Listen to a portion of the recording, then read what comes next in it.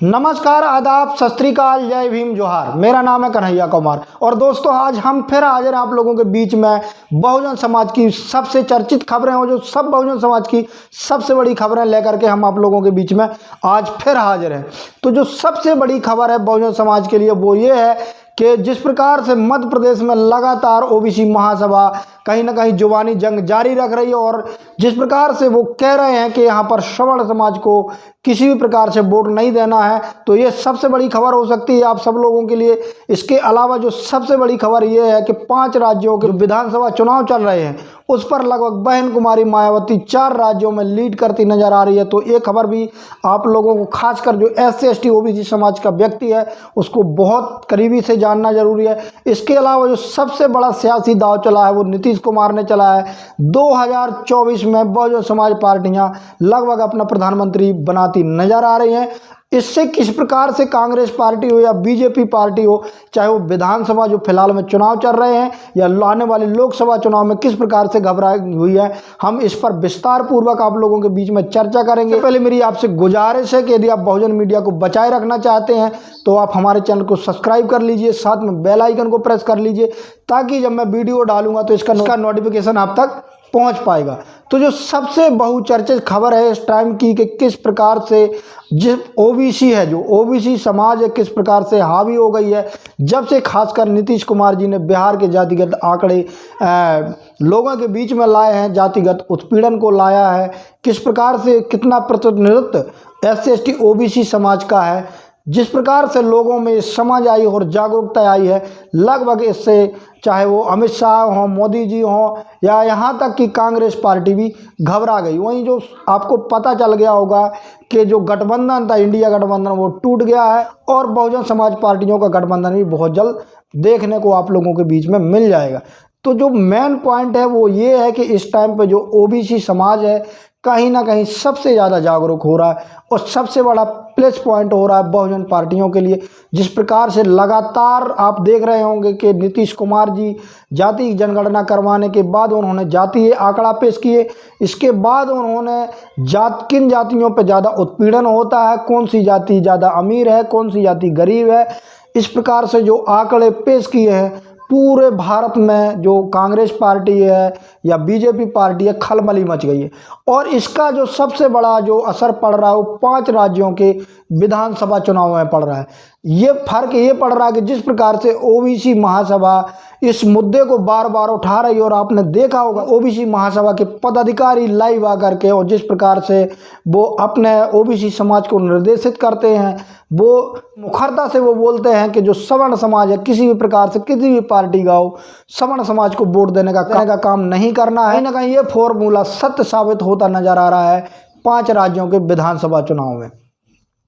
तो ये सबसे बड़ी खबर हो सकती है कि जिस प्रकार से OBC समाज के लोगों ने ये जातिगत जनगणना का मुद्दा बनाया है और जिस प्रकार से जातीय उत्पीड़न के आंकड़े पेश किए हैं, नौकरियों में पेश किए हैं।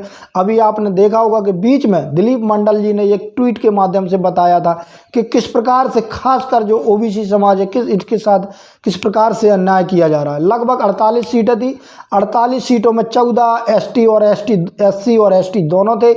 इसके अलावा सारा समान वर्ग था, OBC का एक भी वैकेंसी नहीं थी। तो ये सबसे बड़ा मुद्दा हो सकता था, ये सबसे बड़ा मुद्दा हो सकता है 5 राज्यों के विधानसभा चुनाव में।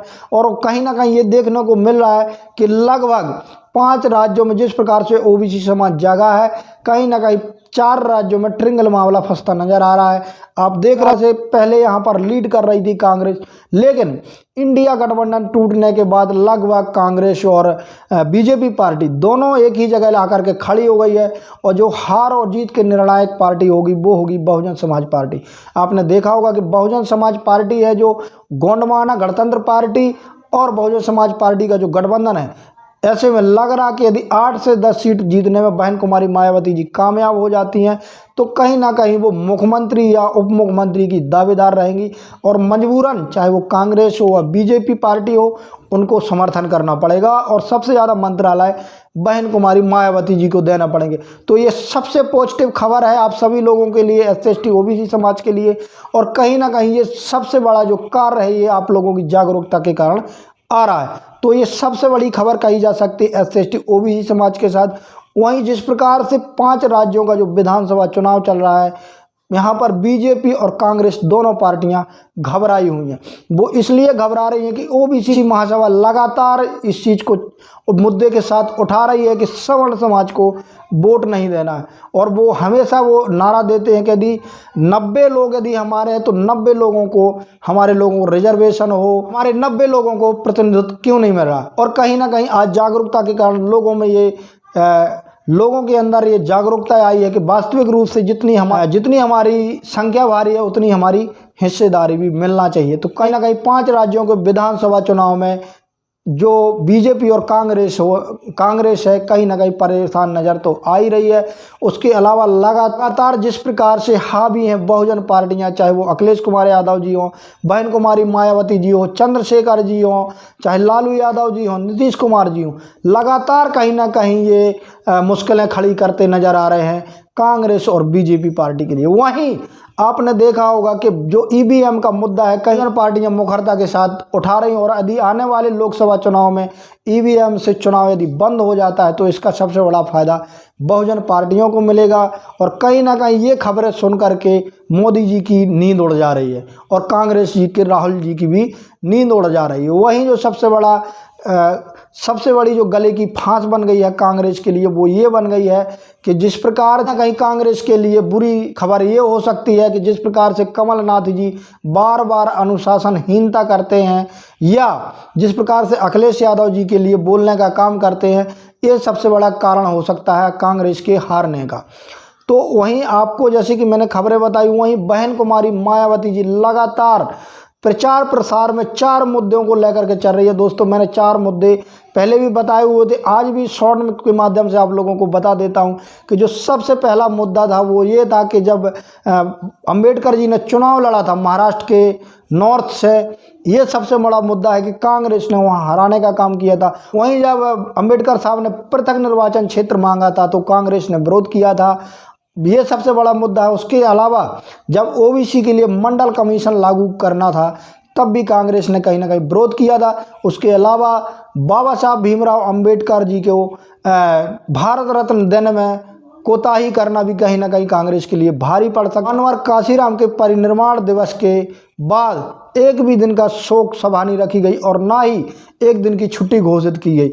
ये कहीं ना कहीं कांग्रेस के लिए भारी साबित हो सकता है और हारने का सबसे बड़ा कारण बन सकता है। तो कहीं ना कहीं SC ST जो जिस प्रकार से जागरूक हो रहा है ये कहीं ना कहीं प्लस पॉइंट बन रहा है आने वाले लोकसभा चुनाव के लिए।